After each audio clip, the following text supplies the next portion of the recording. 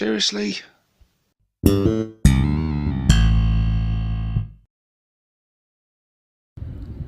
Hey guys, and welcome to this review video with myself, 6+ Stevo. So the weather being so nice today, I thought while I'd be cooped up inside to do this review, let's come out in the garden and do it. So that is why you're seeing these cards on the grass. These cards are of course the Ork Datasheet Cards. These have just released a couple of days ago alongside the Ork Codex, which I will also be doing a video on in the very near future. But first of all, let's take a look at these. These retail from GW for 20 of your British pounds. Similar prices in euros and dollars and things. I'm not sure how much these cost in other countries. So let's get to it. Let's do the unboxing. I've already done an unboxing of these. I've already flipped through them. And the first thing you'll notice is this nice sort of gilded edging. It's sort of like a goldy colour with a sort of tinge of green. I think green was already taken by the Necrons, but for me, being a Bad Moon player, this gold colour works out quite well. They're pretty nice. I've got to say the quality of the cards is really nice. I also like the size of the cards as well. They're a bit smaller than the old index ones. You can see a fair bit smaller in width and length, but that makes them better to use, I think, in game. It's really handy when you're playing games just to have a few of the ones that you're actually using laid out on the table. But with these ones, they were quite big. They did take up quite a bit of table space, and depending on your playing area, it could be a bit of a pain in the butt. I think that's going to be a less of an issue with these. But what do you actually get in the box? Well, as you can see, you get some Combat Patrol data sheets. So you get all three of them for old Beast Boss Morgrim there, Beast Snagger Boys and the Squighog Boys. Basically the contents of the Combat Patrol box. It looks like a pretty cool Combat Patrol box actually, a great starter army, some fantastic miniatures in there. Combat Patrol though, not really for me, so I'll be honest, I haven't paid these much attention, but it's nice to have them. We then get one card with the generic Orks army rule, just telling me about the war, which is really useful.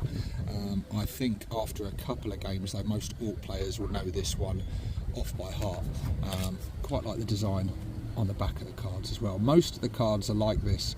A few of the cards that have a lot of information are double-sided, just like the index cards were, but the majority of these cards are just like this. You get this nice artwork on one side.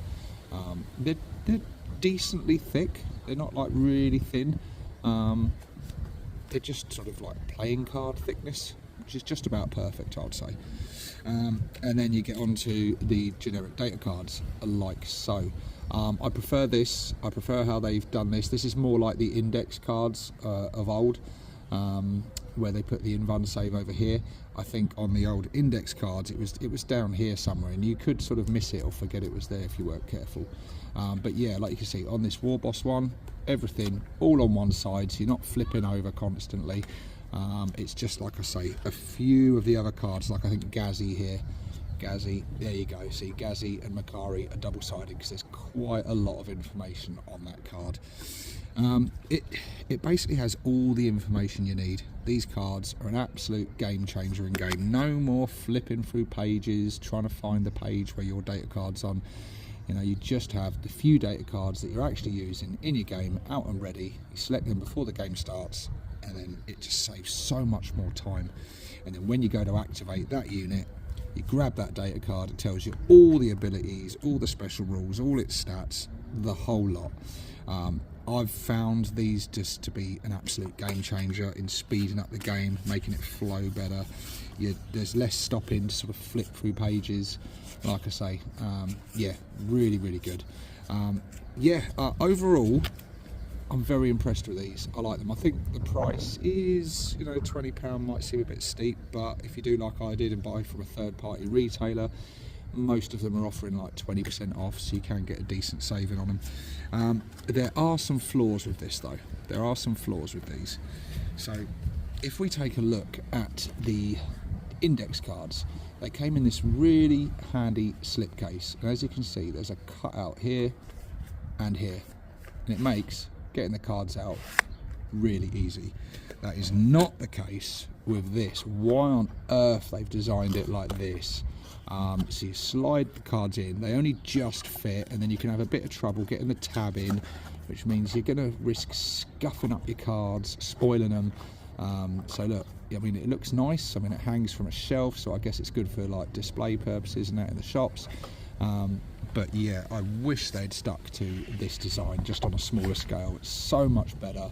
The cards slide in and out so much easier. So yeah, that's a minor niggle, I guess. I mean, you could just keep them outside of the packaging. You don't really need to keep the packaging, but it's quite a handy way to keep them all together. The other downside that these cards did better, if we take this out, see, we've got the generic army rule just like we do in the new decks, but we also had these enhancements, and we also had stratagems, which this new set does not have. It just has the army rule for the war. Why they couldn't have slipped a few extra cards in to cover the stratagems, perhaps to cover the different detachment rules and things, would have been really useful, because now, unfortunately, because they don't have them in there, you're still relying on the codex for your stratagems or your app, etc. For me, when I'm playing games of 40k and that, I don't really want to be looking at my phone all the time. It's kind of a nice break to get away from technology. When you're playing 40k, it's quite nice that you're not just relying on digital stuff all the time. Don't get me wrong, the app is really useful, and there's loads of other apps like Battlescribe and whatnot out there that are really useful for this kind of thing, but it would have been really nice just to have it on one of these cards, all your stratagems, you know, one card for each detachment listing its stratagems on one side and then the enhancements on another. That would have been ideal, and that literally would have been, what, 6 cards? There's 6 detachments, isn't it? I think, yeah, just 6 extra cards in the pack. So I think that's a bit naughty of GW, actually, when they're charging quite a premium price for these and they're not including some basic information like that. And they've already shown that they've done it before. They've done it with the index cards, so why is the full codex one less? And there is less cards in this as well, because we've lost a few data sheets as well. So there was actually more cards in this one, because there's quite a few units that have now been removed from the codex and gone to legends. So I really think there was no excuse for it. And I'll be honest with you, actually I would have preferred to have those cards in over these combat patrol cards.